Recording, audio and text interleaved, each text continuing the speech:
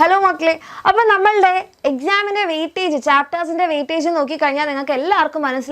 Photosynthesis in higher plants and the chapter. Nalla weightage is this chapter is portions of examine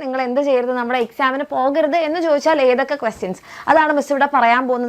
This is Artham Ningal Idu Matram Padikam Enalla. Ningal Ida Endayalam Padikam, Baki Lada, Namakendia, live loca setaka. Okay. അപ്പോൾ എന്തായാലും എൻ്റെ മക്കൾ പഠിച്ചിരിക്കേണ്ട കുറച്ച് ക്വസ്റ്റ്യൻസും ചില ഭാഗങ്ങളുമാണ് miss പറയുന്നത് കേട്ടോ. അപ്പോൾ അതെന്താണ് മിസ് അങ്ങനെ പറയാൻ കാരണം? മിസ് തന്നെ ഉണ്ടാക്കിയിട്ടുള്ള ഒരു സംഭവമാണിത്. നമ്മുടെ ഫോട്ടോസിന്തസിസിന്റെ ചാപ്റ്ററിൽ മിസ് പ്രീവിയസ് ഇയർ ക്വസ്റ്റ്യൻസ് എടുത്തു. അങ്ങനെ പ്രീവിയസ് ഇയർ ക്വസ്റ്റ്യൻസിൽ ഏറ്റവും കൂടുതൽ തവണ റിപ്പീറ്റ് ചെയ്തിട്ടുള്ള ഏരിയാസ് മിസ് നോക്കിയതാണ്.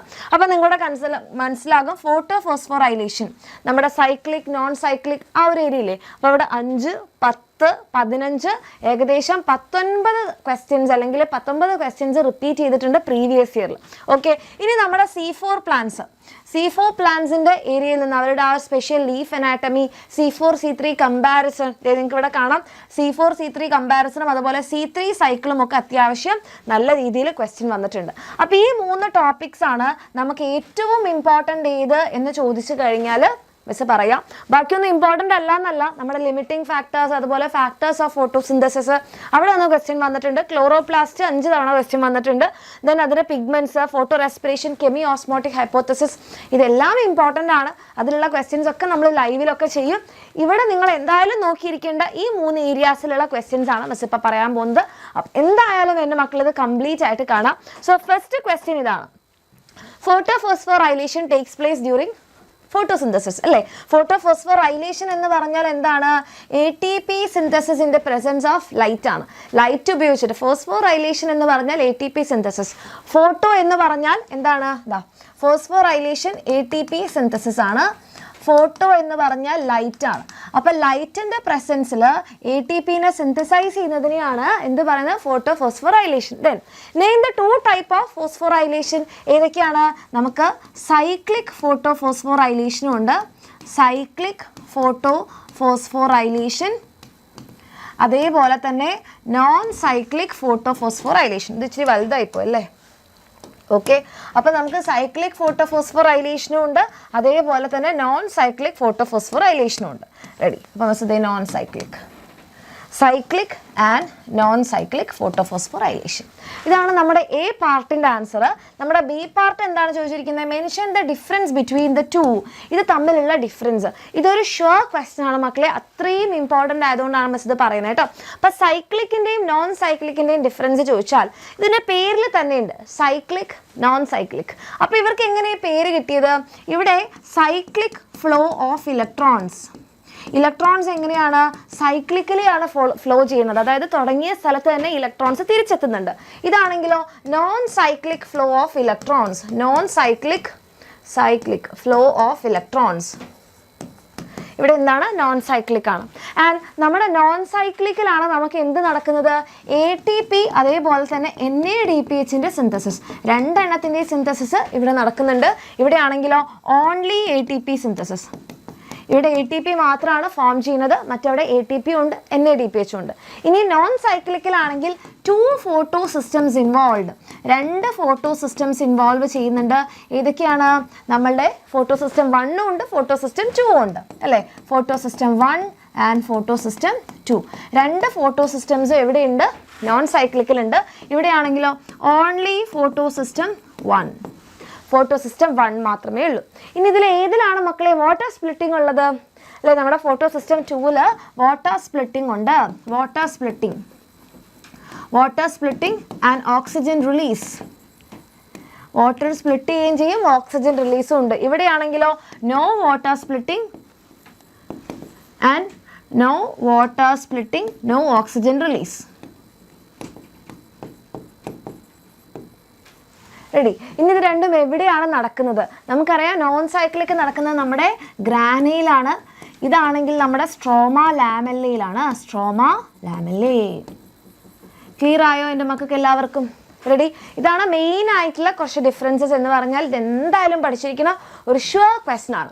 ഓക്കെ, ഇനി നമ്മൾ അടുത്തൊരു ചോദ്യം നോക്കിക്കേ. Right this which is the special leaf anatomy seen in C4 plants.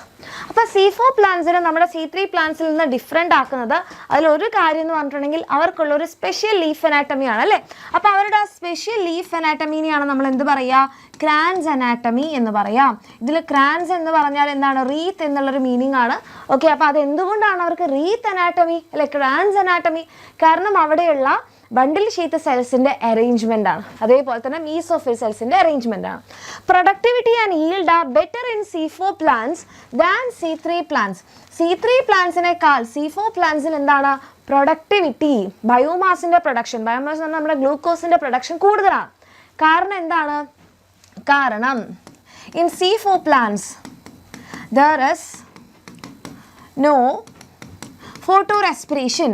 Photorespiration എന്ന് പറയുന്ന ഒരു പ്രോസസ്സ് എന്താണ് നമ്മുടെ C4 പ്ലാന്റ്സിൽ ഇല്ല, ആബ്സെൻ്റ് ആണ്. This is A waste process, this is A waste process. ആ ഒരു വേസ്റ്റ് പ്രോസസ്സ് C4 പ്ലാന്റ്സിൽ ഇല്ല.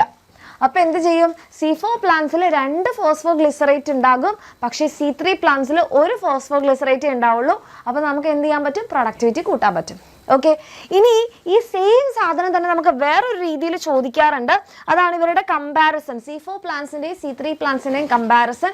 പിന്നെ ഇവിടെ ചോദിക്കുന്നതാണ് ഇവരുടെ ആ special type of anatomy, kranz അനാട്ടമീനെ കുറിച്ചിട്ട് എഴുതാൻ വേണ്ടിയിട്ട് പറയാറുണ്ട്. അപ്പോൾ മക്കളെ, ക്രാൻസ് എന്ന് പറഞ്ഞാൽ മിസ് ആദ്യമേ പറഞ്ഞു, ഈ വാക്കിൻ്റെ അർത്ഥം എന്താണ്, റീത്ത് എന്നുള്ളൊരു മീനിങ് ആണ്, റീത്ത്. അപ്പോൾ റീത്തിൻ്റെ പോലെ, റീത്ത് എങ്ങനെയാണ് ഉണ്ടാവുക, ഇങ്ങനെ വട്ടത്തിൽ അല്ലേ, വട്ടത്തിൽ ഇവിടെ എന്താണ് നിങ്ങളെ പൂക്കൾ അറേഞ്ച് ചെയ്തിരിക്കുന്നത് പോലെയുള്ള ഇവിടെയുള്ള പൂക്കൾ വെച്ച് മിസ് അറേഞ്ച് ചെയ്തുതരാം. ഓക്കെ, അപ്പോൾ ഇവിടെ ഇങ്ങനെ പൂക്കൾ വെച്ചിട്ട് ഇങ്ങനെ അറേഞ്ച് ചെയ്തിരിക്കുന്നത് പോലെയല്ലേ നമ്മുടെ റീത്ത് ഉണ്ടാവുക മക്കളെ. അപ്പോൾ ഈ റീത്ത് അറേഞ്ച് ചെയ്തിരിക്കുന്നത് അല്ലെങ്കിൽ റീത്തിൽ പൂക്കൾ അറേഞ്ച് ചെയ്തിരിക്കുന്നത് പോലെയാണ് നമ്മളുടെ C4 പ്ലാന്റ്സിലുള്ള സെൽസ്. അതായത് C4 പ്ലാന്റ്സിൽ എങ്ങനെയാണെന്ന് പറഞ്ഞാൽ ഇവിടെ വാസ്കുലാർ ബണ്ടിൽസ് ഉണ്ട്. വാസ്കുലാർ ബണ്ടിൽസ് എന്ന് പറഞ്ഞാൽ നമ്മുടെ സൈലോം ഫ്ലോയോ ഉണ്ട്. അതിന് ചുറ്റും നമുക്ക് ആരെ കാണാം, വളരെ തിക്കായിട്ടുള്ള ബണ്ടിൽ ഷീത്ത് സെൽസ് കാണാം. ഈ ബണ്ടിൽ ഷീത്ത് സെൽസ് ഇതിൻ്റെ ഇടയിൽ ഇൻ്റർസെല്ലുലാർ സ്പേസ് ഒന്നും ഇല്ലാതെ വളരെ അഡ്ജസൻ്റ് ആയിട്ടാണ് പാക്ക് ചെയ്തിരിക്കുന്നത്. അത് മാത്രമല്ല ഇവിടെ നമുക്ക് ആരെയും കാണാൻ വേണ്ടി പറ്റും, ക്ലോറോപ്ലാസ്റ്റിനെ കാണാൻ പറ്റും. കുറേ layer of bundle sheath cells ഉണ്ട്, വളരെ തിക്കായിട്ടുള്ള ലെയർ ഓഫ് സെൽ വാൾ ഉണ്ട്. അതുകൂടാതെ ഇവിടെ ഇൻ്റർസെല്ലുലാർ സ്പേസ് ഒന്നും തന്നെ ഇല്ല. ഓക്കെ, ആൻഡ് ഇതിന് ചുറ്റും നമുക്ക് ആരെ കാണാം, ഇതിന് ചുറ്റുമായിട്ട് നമുക്കിതേ മീസോഫിൽ സെൽസിനെ കാണാം. അപ്പോൾ ഒരു റീത്തിൻ്റെ അറേഞ്ച്മെൻറ്റ് പോലെയാണ് ഇവിടുത്തെ സെൽസ് അറേഞ്ച് ചെയ്തിരിക്കുന്നത്. അതുകൊണ്ടാണ് ഇതിന് എന്ത് പറയുന്നത്, ക്രാൻസ് അനാട്ടമി അല്ലെങ്കിൽ റീത്ത് അനാട്ടമി എന്ന് പറയുന്നത്. സോ എന്താണ് ക്രാൻസ് അനാട്ടമി എന്ന് ചോദിച്ചാൽ അതിൻ്റെ പ്രത്യേകതകൾ ചോദിച്ചു കഴിഞ്ഞാൽ, ഒന്ന്, bundle sheath cells may form several layers around the vascular bundle. അപ്പോൾ ഇതാണ് വാസ്കുലാർ ബണ്ടിൽ. ഈ വാസ്കുലാർ ബണ്ടിലിന് ചുറ്റും നിങ്ങൾക്ക് ഇവിടെ കാണാൻ വേണ്ടി പറ്റും ബണ്ടിൽ ഷീറ്റ് ഇങ്ങനെ അറേഞ്ച് ചെയ്തിരിക്കുകയാണ്. ഓക്കെ, ബണ്ടിൽ ഷീറ്റ് സെൽസ് ഇങ്ങനെ അറേഞ്ച് ചെയ്തിരിക്കുകയാണ്. അതിൻ്റെ പ്രത്യേകത എന്താണ്, large number of chloroplast, thick cell wall, then impervious to gaseous exchange, അവിടെ ഗ്യാഷ്യസ് എക്സ്ചേഞ്ച് ഒന്നും നടക്കില്ല, ആൻഡ് നോ ഇൻട്രാസെല്ലുലാർ സ്പേസ്. ഇങ്ങനെയാണ് നമ്മുടെ ബണ്ടിൽ ഷീറ്റ് സെൽസ് അറേഞ്ച് ചെയ്തിരിക്കുന്നത്. പക്ഷേ നോർമൽ C3 പ്ലാന്റ്സിനെ നോക്കിയാലോ ഇങ്ങനെയാണ്. ഇത് C3 പ്ലാന്റ്, അത് C4 പ്ലാന്റ്. വ്യത്യാസം നോക്കിയേ മക്കളെ, വ്യത്യാസം മിസ്സിൻ്റെ കൂടെ നോക്കണേ. ഇവിടെ ബണ്ടിൽ ഷീത്ത് ഉണ്ട്, ഇവിടെയും ബണ്ടിൽ ഷീത്ത് ഉണ്ട് അല്ലേ. ഈ നടുവിലുള്ളതാണ് വാസ്കുലാർ ബണ്ടിൽ, ഇതാണ് വാസ്കുലാർ ബണ്ടിൽ.